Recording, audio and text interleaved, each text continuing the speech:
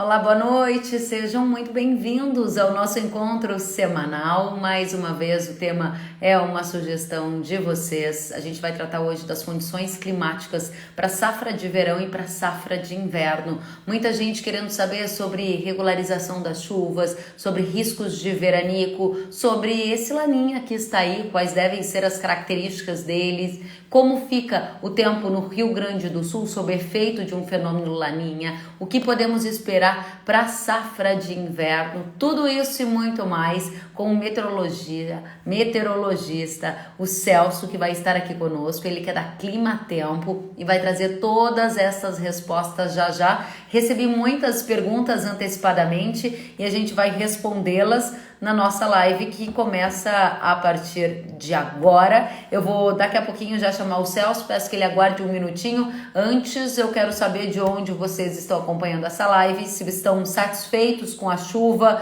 levanta a mão aí, me contem se estão preocupados com a escassez de chuva, escrevam que a gente já vai aproveitar e perguntar para o Celso. Vocês sabem que logo no início da live, a gente sempre coloca o tema para quem chegar na sequência ter a oportunidade de continuar conosco. Então, vou colocar aqui, previsão do tempo. Pessoal de Piracicaba, sejam muito bem-vindos. Previsão do tempo, clima para a safra, vamos lá, para a safra verão e inverno. Aqui está. Fixar o comentário. Carlos Magno de Franca, São Paulo, Gerton de Grajaú, Maranhão, Ivair de Palotina diz que está com muita chuva e muita perda ou pedra. Me ajuda a entender aqui a mensagem. Hoje baixa temperatura 7 graus, disse o Jacques Petroli. Diga pra gente de onde você está trazendo essa informação. Estamos aqui também com o pessoal de Goiás, Paraúna, Goiás, Pirassununga, São Paulo, Alves Oliveira de Ribeirão Preto, São Paulo, Rafael de Curitibano, Santa Catarina, a Ale de Embu das Artes, São Paulo, a Kaline de Rio Brilhante, Mato Grosso do Sul, o Ronaldo lá do Rio Grande do Sul, o pessoal de Goiás dizendo que está chovendo bem na região ali de Gameleiras e o plantio está adiantado. O Ivair disse muita pedra. Olha só, chuva de pedra. Vamos trazer esses destaques para o Celso comentar. Muita chuva aqui no Paraná, tá dizendo pra gente o Luiz, em Jandaia do Sul, norte do estado. Pessoal de Sorriso também está conosco, o Márcio, a Joyce de Franca. No interior de São Paulo, Carlos Magno está dizendo que está com uma boa distribuição de chuvas. Pessoal de Lagoa Vermelha que comentou sobre as chuvas de pedra. Patrocínio Minas Gerais, o Andreu Bermudes, a Pati de Minas Gerais, Alfenas, a Daiane de Itapeva, São Paulo, o Júnior de Cunha, Mato Grosso e assim por diante. Vamos então chamar o nosso convidado, ele que é um super especialista na área de agrometeorologia e nos dá a honra da presença hoje. Agora mesmo a participação do Celso, que entra conosco para trazer as informações. Celso Oliveira, agrometeorologista da Clima Tempo. Que satisfação recebê-lo. Seja muito bem-vindo. Muito boa noite, Kellen. Boa noite a todos. A iluminação aqui está um pouco diferente, mas estou à disposição para responder aí as perguntas. Já ouvi aí o comentário. Muita chuva, muita pedra no Paraná. Só para começar aí, mais de 400 milímetros nesse mês no Paraná, quando o normal 160. Realmente, muita chuva entre Paraná, Paraguai e Mato Grosso do Sul. Celso já entrou do jeitinho que a gente gosta, indo direto ao ponto. Quero te agradecer pela disponibilidade. Sei que a sua agenda estava super cheia e você deu um jeito de nos atender. Então, muito obrigada. Vamos aproveitar ao máximo esses minutos com o Celso, indo direto ao ponto. Qual é o cenário que a gente tem no Brasil? Vejo que o plantio está avançando, um dos ritmos mais acelerados dos últimos anos em função dessa chuva que você está reportando. Como que você classifica esse começo de safra-verão aqui no Brasil? Quais os seus destaques, Celso?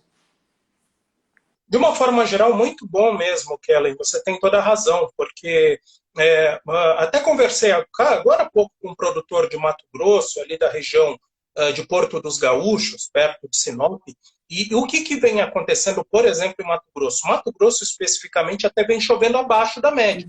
Mas a frequência de chuva tem sido boa e justamente a preocupação em alguns momentos é que essa precipitação ela se torne excessiva. E aí, qual que é o ponto? Algumas vezes as máquinas precisam parar durante a noite, depois da chuva, ou eventualmente nas primeiras horas da manhã, e isso não vem acontecendo. Então, o plantio, por exemplo, em Mato Grosso, que já alcança aí praticamente 70% das áreas, de acordo com o IMEA, tem muito a ver com isso. Está chovendo o ideal, ou seja, não é excessivo e, de uma forma geral, o acumulado é suficiente para a instalação. Agora, você tem toda a razão, de uma forma, eu dei o exemplo do Mato Grosso, existem algumas exceções, e aí sim eu entro na questão da região sul, onde no Paraná essa chuva vem acontecendo de forma muito excessiva, e outros problemas também associados à baixa temperatura, em Santa Catarina e no Rio Grande do Sul. Então, a quantidade de chuva nesses dois estados não é extremamente elevada, mas qual que é o ponto? Você acaba tendo solo encharcado, temperaturas baixas, e por isso, praticamente o plantio da soja, por exemplo, no Rio Grande do Sul, nem começou ainda, por conta justamente dessa dificuldade nos trabalhos de campo. Muito importante o que você traz como destaque inicial, Celso. E você falou já na sua primeira participação aqui com a gente sobre a preocupação de que estas chuvas que hoje estão em alguns locais acima da média histórica, em outros com uma regularidade que favorece o plantio, a preocupação é se essa chuva pode se tornar excessiva. A minha pergunta é, existe uma previsão de que isso vá ocorrer? Não no curto prazo, Kelly. Então, quais são as previsões aí para as próximas semanas? De uma forma geral, nessa semana, o que a gente vai perceber ainda são pancadas dispersas, né, pelo Brasil. Maiores acumulados até sobre a região de Café, de Minas Gerais e São Paulo, enfim. E na semana que vem, sim, precipitações mais intensas em áreas de grãos de Minas Gerais, do Mato Piba, de uma forma geral. Então, eu diria para ti o seguinte, que nesse primeiro momento até deve chover onde precisa mesmo, que é justamente mais para áreas do norte e nordeste, principalmente do Mato Piba, onde a umidade do solo ainda não é muito elevada. E, por outro lado, até uma boa notícia para o Rio Grande do Sul, volta a fazer calor. Para ter uma ideia, por exemplo, Uruguaiana, nesses últimos 30 dias, não tivemos temperaturas nem de 30 graus por lá. Né? E nessa semana já há expectativa dessa temperatura chegar perto aí desse patamar, e com isso a umidade do solo diminui, e com isso os trabalhos de campo também devem acelerar. Não apenas a questão do plantio da soja, do milho, que ainda chega a 70% das áreas, mas a própria colheita do trigo. Né? A chuva vem acontecendo de forma excessiva e praticamente a colheita não avança aí, tanto no Rio Grande do Sul como em Santa Catarina. Me chama a atenção que você citou o Rio Grande do Sul algumas vezes na sua fala, e a gente recebeu muitas perguntas do pessoal do Rio Grande do Sul. Eu vou ler algumas aqui e dizem assim. Primeiro, o Luiz, ele está perguntando. Luiz Eduardo, aquela dúvida enorme, o Rio Grande do Sul vai sofrer com a laninha nesta safra? Aí vem na sequência a pergunta da Luana sobre a perspectiva de chuva em janeiro no Rio Grande do Sul, e mais uma pergunta sobre o Rio Grande do Sul, da Andressa Gellen. E ela diz, quando haverá mais chuvas no Rio Grande do Sul? Essa informação é importante para ter assertividade no plantio. Então, nós temos 3 categorias. A primeira é, quando haverá mais chuvas para acertar o plantio? Segundo, qual vai ser o impacto da laninha na safra? E terceiro, a consequência dessa laninha com perspectivas de chuvas para janeiro. 3 espectadores nossos querendo saber sobre o estado gaúcho. Bom, pensando no curto prazo, a próxima chuva abrangente é prevista para terça-feira da semana que vem. Então, eu acho que até a condição, então não vamos pensar ainda em laninha, mas vamos pensar mais no curto prazo. Eu acho que a condição de novembro é ideal para o Rio Grande do Sul. Por quê? Porque primeiro começa a fazer mais calor. Isso é importante para o desenvolvimento das culturas, para a instalação de uma forma geral. Segundo ponto, não corta. Né? Embora a previsão seja até de chuva inferior à média, não há uma expectativa de ausência completa de chuva sobre o estado. Tem chuva agora no dia 2 de novembro e há previsões mais estendidas indicando uma certa frequência também na segunda quinzena do mês. Agora, é claro que, olhando aí para a questão do laninha, né, de um laninha moderado neste momento, o resfriamento é razoável na temperatura aí do Oceano Pacífico Central, é natural que há uma expectativa de chuvas mais espaçadas no estado do Rio Grande do Sul, e isso deve ser observado principalmente entre dezembro e janeiro. Né? Posteriormente, o que vamos observar aí é que em fevereiro até há uma previsão de chuvas mais frequentes, então é interessante isso, porque o Laninha, apesar do Laninha, não há aquela situação de ausência completa de chuva, previsão de seca muito prolongada. O que a gente vai perceber é a alternância. E aí vai entrar muito aquela questão de quantos ovos você vai colocar na cesta, né? Ou seja, o plantio escalonado, usando exatamente variedades eventualmente de ciclo um pouco mais longo, isso pode fazer com que você evite um pouco esses períodos aí de estiagem que podem acontecer. Mas é importante salientar isso. Não há uma previsão de uma ausência prolongada de chuva. Volta e meia você acaba tendo uma certa precipitação, inclusive até, por exemplo, em fevereiro, precipitações até mais intensas sobre o estado do Rio Grande do Sul, que poderia ser importante para o desenvolvimento da soja. Vale salientar, Kellen, o seguinte, só para finalizar essa questão, no ano passado mesmo, né, nessa última safra, né, nós tivemos um laninha, chuvas abaixo da média, mas justamente choveu na hora certa para o desenvolvimento tanto do milho como da soja no estado do Rio Grande do Sul. Poderemos ter uma situação semelhante, uma boa notícia para o Rio Grande do Sul. É claro, o produtor precisa ficar atento, mas não há essa questão aí de uma seca extrema, uma estiagem severa no estado do Rio Grande do Você Sul. fez uma comparação entre o Laninha, que estava em atuação na última safra e que vai estar também atuando na temporada atual. Que semelhanças e que diferenças você vê em relação à safra 2021 e a 21-22 agora? A situação nesse momento é mais confortável que além no aspecto de umidade no solo. No ano passado, nós não tivemos chuvas durante o inverno e a primavera, e, digamos assim, o milho e a soja ficaram sempre no fio da navalha. É um atraso, inclusive, muito grande na instalação, isso mais para o lado do Paraná, o Rio Grande do Sul, enfim, teve também aí dificuldades. E aí, qual que é a questão? Se a gente for olhar, então, nesse aspecto, hoje há mais umidade, há uma situação mais confortável para o desenvolvimento, porque esse laninha ele começou um pouco mais tardiamente. E no decorrer agora daqui para frente, eu diria assim, é parecido, o padrão é parecido, ou seja, você acaba tendo o desenvolvimento de alguns sistemas que até chegam assim a trazer chuva, que naturalmente elas ficam mais espaçadas, mas há essa expectativa aí da ocorrência de chuva. É claro que, por exemplo, existem áreas que são mais perigosas, vamos dizer assim, para a questão de estiagem. Então, quando a gente olha para a região da Campanha, né, Bagé, Dom Pedrito, sempre são as áreas onde começam aí as estiagens, e eventualmente elas espalham aí na direção da fronteira oeste e também da região central. Mas vale salientar de novo, essas estiagens esse ano elas devem acontecer de forma mais pontual, né? A gente não enxerga, pelo menos nas simulações, uma ausência de chuva. E aí eu olho muito a questão não é só do Laninha, mas é o que vem acontecendo no contexto geral. Do mesmo jeito que vem chovendo com uma certa frequência, e chove exatamente na hora certa no Rio Grande do Sul, vem faltando chuva nos reservatórios do Sudeste e Centro-Oeste. E para onde vai essa umidade? Para onde que vai essa chuva? Normalmente ela tem alcançado mais o Rio Grande do Sul, justamente na hora que mais precisa. Então, de novo, cuidado, claro, é um laninha. Mas a gente tem visto aí nesses últimos anos, mesmo com laninha, a ocorrência de chuva mais frequente do que a gente vinha em décadas anteriores. Muito bem. E o pessoal de Minas Gerais, a Paty está perguntando qual o efeito do Laninha para Minas. Há um diagnóstico hoje que você consegue traçar de o que é esperado de efeitos do Laninha para a temporada atual, tratando de Brasil macro e trazendo a resposta para a parte de Minas?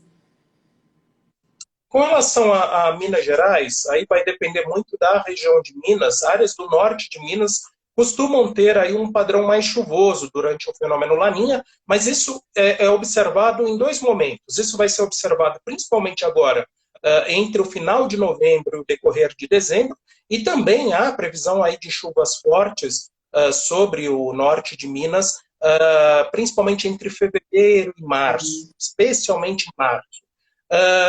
Entre esses dois momentos, é normal, por exemplo, o norte de Minas ter algumas diminuições de chuva. Já quando a gente olha mais para áreas do Triângulo Mineiro e sul de Minas, o que a gente percebe é uma chuva relativamente frequente. Eu acho que a preocupação esse ano talvez seja com relação a eventuais estiagens associadas principalmente no mês de fevereiro, que aí é bem essa história da gangorra. Se vai chover um pouco melhor no sul, quer dizer que deve chover um pouco menos aqui no sudeste. Mas ainda assim, vale salientar que esse tipo de precipitação, né, inferior à média, nem sempre significa uma ausência completa de chuva. Muitas vezes até pode ajudar na hora da colheita da safra e instalação do safrinha. Eu acho que a preocupação maior nesse momento, eu diria que até mais, talvez, com o setor de energia, né, por conta dos baixos níveis aí de reservatórios, do que eventualmente com a agricultura, em função dessa diminuição de precipitação. Tem muita gente de diferentes regiões do país nos perguntando, Celso, sobre a condição do tempo.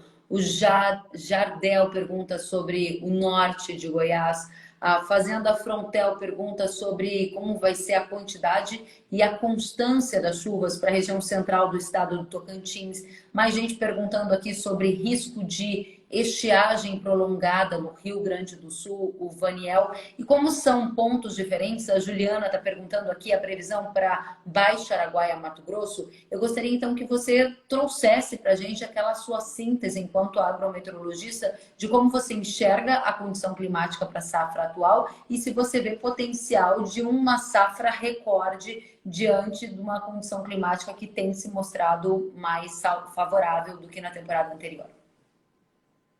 Sem dúvida, a perspectiva é bem melhor, né? Começou muito melhor a safra no Brasil do que o observado há um ano atrás. Ou seja, claro, existem alguns problemas, aí, por exemplo, o Paraná, que no ano passado foi o atraso, esse ano é o excesso, atraso pela falta de chuva, esse ano, infelizmente, vem acontecendo pelo excesso, mas a gente já vai começar a perceber uma melhora também no estado do Paraná nas próximas semanas, mas, sem dúvida alguma, a situação, a chuva voltou mais cedo ao Brasil. Isso vem permitindo uma instalação da primeira safra de uma forma mais rápida. Isso, por consequência, também traz aí uma condição melhor para a instalação da segunda safra. E, é claro, aí a gente entra na nossa futurologia longa, mas é claro que você começando bem a primeira safra, a expectativa é que você tenha uma melhora na segunda safra em relação ao que a gente viu esse ano. Vale salientar que as previsões para o outono de 2022 não são das mais chuvosas no Brasil, mas ainda assim você teria instalação de milho e de algodão, segunda safra, dentro da janela. Pelo menos uma maior quantidade de instalação do milho e do algodão dentro da janela. Então, assim, uma síntese geral. A expectativa é de chuva bem distribuída nas próximas semanas, nos próximos meses no país. Naturalmente, a partir de agora, a chuva diminui no sul, o que nesse momento é uma boa notícia, e aumenta no norte e nordeste, no Mato Piba, o que também é uma boa notícia. A tendência, tanto para o final da primavera como do verão, é que as chuvas fiquem mais concentradas sobre a metade norte do país. Com relação às invernadas, né, que costumam acontecer aí em janeiro, em fevereiro, por enquanto, a chance de invernada é um pouco menor. Talvez aí mais para março, sim, a gente consiga enxergar aí algumas invernadas sobre Goiás, Mato Grosso, Mato Piba, mas de uma forma geral, a chance de invernada, especialmente em fevereiro, é um pouco menor. Como eu disse, a instalação da segunda safra acontecendo de forma mais precoce do que no ano passado, ou do que esse ano, garante, aí, pelo menos aumenta as chances de maior produtividade no meio do ano de 2022. Muito bem, tem mais perguntas? O Fernando, ele pergunta o seguinte: esta chuva que está antecipando pode faltar depois, por exemplo, na região Maranhão, Tocantins, Piauí, em especial Maranhão? Obrigada, Fernando, pela pergunta. Boa pergunta do Fernando. Isso também já foi questionamento de alguns produtores na Bahia. E aí eu até respondi o seguinte: talvez o problema não seja o final, mas o meio. Então, é muito comum no Mato Piba nós termos aí alguns períodos de tempo seco, seus 15, 20 dias de tempo seco, os veranicos que acontecem em janeiro. O que vai ser importante monitorarmos é justamente esses veranicos previstos ali, talvez mais entre janeiro e fevereiro, eu diria, e aí, eventualmente, coincidindo com algum período de ciclo mais complicado, um florescimento, um enchimento de grão.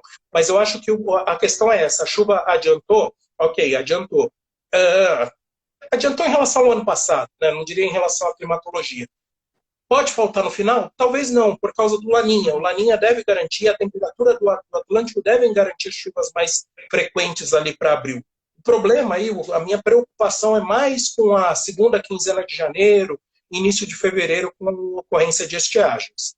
O pessoal quer saber justamente a sua leitura de cenário para o final do ano no Sudeste. Foi a pergunta que acabou de fazer aqui o Rodrigo, perguntando como fica o tempo para o Sudeste no fim do ano. E o pessoal aqui da região de Sinop, Mato Grosso, também entrando para entender esse risco aí de faltar chuva em algum momento entre o final do ano e o começo do ano que vem. Celso? Eu acho que para o caso de Sinop esse risco é baixo. Na verdade, muda muito a qualidade da chuva, é mais a questão de pancadas de fim de tarde, ao invés de você ter internadas. Então, nesse aspecto, eu não me preocupo muito com relação a Sinop, já que no Sudeste, tá, olhando principalmente para Triângulo Mineiro, norte de São Paulo, sul de Minas, e principalmente para as perenes, né, que são muito dependentes dessa chuva frequente, então laranja, café, eventualmente cana-de-açúcar, pensando numa cultura anual, esse tipo de diminuição de chuva pode trazer algum efeito aí nesse trimestre, final de dezembro, na verdade não é trimestre, mas finalzinho de dezembro, janeiro, eventualmente fevereiro. De resto, o que eu vejo é uma situação mais de padrão de pancadas de fim de tarde, enfim, essa situação aí de sol, calor e pancadas, ao invés de termos aí uma estiagem prolongada, uma ausência completa de chuva por um período prolongado. Muito bem. Celso, conta pra gente, você já sinalizou que o bom começo desta safra de verão, com umidades se espalhando em diferentes regiões, favorece, em tese, o calendário da segunda safra. Você vê algum risco de geada antecipada? A gente teve frio tardio agora nesse ano, né? O que você destaca para a safra de inverno? O que está no seu radar? Então, o problema do frio esse ano foi a instalação da segunda safra tardia. Esse que foi o ponto. Na verdade, assim, foram 3 ondas de frio fortes. Isso não é comum acontecer? Ok. Não é comum você ter 3 ondas de frio em 30 dias. Ok. Pode acontecer, não é o tipo de situação que você possa falar, nossa, foi algo extremo. Não é comum. Mas a época do ano é normal. Eu conversava com o pessoal e falei, ó, eu estaria mais preocupado se estivesse fazendo calor em julho. Mas qual que é o ponto agora? Tudo acontecendo de forma mais antecipada, você consegue pegar melhor as chuvas de final de verão e início de outono, você evita, teoricamente, também a pegar essas geadas. Então, por enquanto, a previsão não mostra, assim, digamos, um inverno rigoroso em aspecto assim, de termos um grande adiantamento das ondas de frio. É natural que sempre aí, pensando mais em mercado do que especificamente a agricultura, vai ser importante, desculpa, olharmos a segunda quinzena de maio, que a partir daí começam a entrar algumas ondas de frio pelo Paraná e pelo sul do Mato Grosso do Sul, e o milho safrinha ainda vai estar em desenvolvimento, é algo natural, faz parte mesmo do risco, né? É uma cultura mais arriscada, mas não aparece, por enquanto, nenhum extremo, né, de ondas de frio chegando muito mais cedo do que o normal, e aí você fica naquela situação de que, teoricamente, né, tudo começando de forma mais adiantada, pelo menos uma boa parte desse milho ele escaparia de eventuais ondas de frio. Talvez aquelas áreas instaladas de forma mais tardia, que aí eventualmente pode acontecer, tem mais risco. Mas eu vejo uma situação diferente em relação ao que a gente viu esse ano. Muito bem, o pessoal de Sinop, o Henrique está dizendo que na região dele, eles já tiveram que parar o plantio 3 vezes por falta de chuva. É aquela questão do microclima que você também salientava, né? Às vezes chove muito bem numa região que é do lado e na outra está faltando chuva. O Fred Franzen pergunta, teremos chuvas na média no interior de São Paulo? Na primavera, sim, até se bobear acima da média, pensando no trimestre, né, outubro, novembro, dezembro. Já em janeiro, fevereiro, março, não. A previsão é de chuva inferior à média. Então, o que vem acontecendo agora, com chuvas mais fortes nessa primavera, isso há uma compensação, vamos dizer assim, negativa durante o verão. Então, a chuva enfraquece no verão, E aí eu diria assim, se a gente for somar, né, esses 6 meses de primavera, 3 meses de primavera e 3 meses de verão, na soma você termina até abaixo da média. Por quê? Porque a média histórica de chuva no verão é muito maior do que na primavera. Então, se você tiver, eu falei até de uma certa compensação, mas na verdade, se você tiver chuva inferior à média no verão, ainda assim você pode fechar o período como um todo, o período úmido, até com precipitações abaixo do normal. Mas, saliento, é muito diferente da situação do ano passado, porque no ano passado, aqui em São Paulo, né, no Sudeste, de uma forma geral, não choveu nem na primavera e nem no verão. Então, agora você já tem uma situação pelo menos melhor para a instalação, para o estabelecimento das culturas. E, é claro, no verão é aquela situação, não há, por enquanto, uma ausência completa de chuva. Há, sim, uma previsão de pancadas de fim de tarde, o que deve manter a umidade do solo, o desenvolvimento, deve ajudar, inclusive, nas atividades de colheita da primeira safra, instalação da segunda safra. Então, de uma forma geral, mesmo com essa chuva abaixo da média no verão, ainda assim a perspectiva é melhor para o estado de São Paulo e para o Sudeste de uma forma geral. Muito bem, pessoal de Santa Catarina, o JRM Barbosa disse que na Serra Catarinense choveu bastante na primavera, bom para as maçãs e para as frutas vermelhas. Obrigada, JRM Barbosa, pelo comentário. E Celso, eu sei que a sua agenda está super estreita hoje, eu me comprometi a respeitar o seu horário. Quero saber, para a gente amarrar essa questão, como você define o Laninha que vem aí. Ele vai ser um Laninha de fraca intensidade, então a gente não deve se preocupar com ausências de chuvas, vai chover regularmente, mas o Laninha vai estar por ali dando o ar da graça. Como você define isso? É um laninha moderado, Kelly. Mas é interessante, até eu venho mostrando para muita gente o seguinte: se a gente for pegar os últimos 10 verões, né, no Brasil, principalmente no Sudeste do Brasil, nos últimos 10 anos vem chovendo abaixo da média. E aí você teve um laninha, neutralidade, você teve de tudo. Tá? Então, o que eu chamo a atenção para esse laninha? É um fenômeno laninha, ok? A gente já vem sentindo, por exemplo, o frio no sul, o frio na costa do Sudeste. Isso é uma característica do fenômeno laninha. Porém, o que vai chamar a atenção é que a gente vai ter uma situação híbrida, ou seja, tem o fenômeno laninha, mas existem outros fatores até de longo prazo que estão fazendo com que a gente tenha, por exemplo, essas diminuições de chuva no Sudeste durante o verão, e aí parte dessa precipitação acaba caindo no Sul. Aí você pergunta, nossa, mas teve laninha e mesmo assim a produção foi adequada, né? Você até fala, sim, porque essa chuva caiu exatamente na hora certa. E é uma expectativa que eu espero, pelo menos para a maior parte da região sul, ao longo desse verão. É claro que quando a gente olha o padrão hídrico, aí quando a gente olha realmente a questão dos rios, aí a gente percebe sim o efeito do laninha. Por exemplo, a gente teve uma seca muito severa no sul até agora nesse inverno. Tá? E há uma perspectiva de que a precipitação ela continue abaixo da média, o nível dos rios vai diminuindo gradativamente. Mas para a agricultura, é claro, mais do que intensidade, o que é necessário é frequência e chover exatamente na hora certa. E essa é a expectativa que eu espero. Então, é um laninha moderado, mas a gente vai ver uma mistureba aí de coisas, de outros efeitos até de longo prazo. Você está soando para mim mais otimista em relação às condições climáticas para essa temporada. Está certa essa minha percepção?